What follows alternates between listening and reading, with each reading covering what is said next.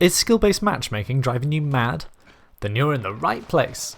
The first thing to say is that skill-based matchmaking is definitely in Warzone, and there's a great video by Exclusive Ace that does a load of testing on this and figures out that it actually is definitely in the game, and I'll put that video in the description. But I'm guessing you already believe that there's skill-based matchmaking in the game, and that is why you're here. So here are 3 ways to avoid the dreaded skill-based matchmaking and get into easier games in Warzone that actually work.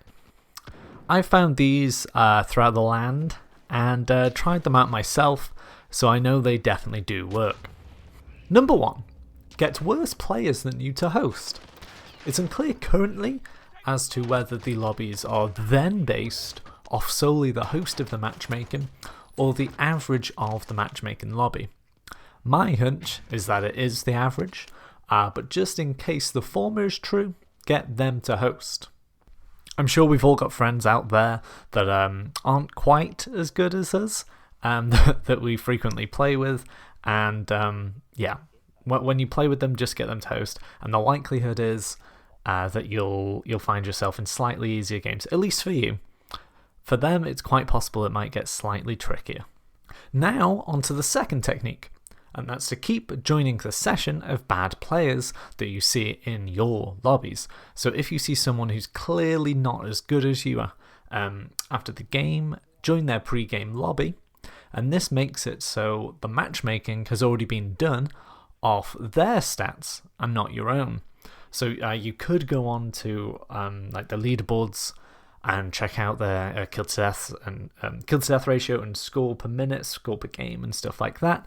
But that might be a little bit too time consuming. But normally you can kind of get the gist. Say if you kill someone who looks kind of clueless, or God forbid they somehow kill you, then maybe you could even add them as a friend. Keep tabs on them and join the session when you see them searching for games and things like that. Yeah, so that's one technique. It's probably best to try and join the game session into a pre-game lobby rather than their game, because then who knows, you might accidentally end up being friends with them, and wouldn't that be terrible? The final technique: destroy your own stats. This is essentially reverse boosting. I don't really like it, but if you don't care about your score per minute, your kill to death ratio, but you do care about just the pure W's, then go for it.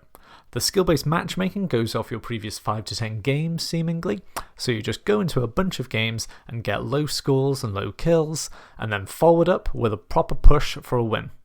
Of course, the downside to this is that it costs time and does ruin all of your stats apart from total wins. So that's everything for this video. I don't actually do many of these techniques myself, as I like the challenge of playing difficult players, good players. I just tried them out to see if they work, and they seemingly do. I hope the tips give you some less sweaty games for you to enjoy, and you can at least relax and play COD. Okay, see ya!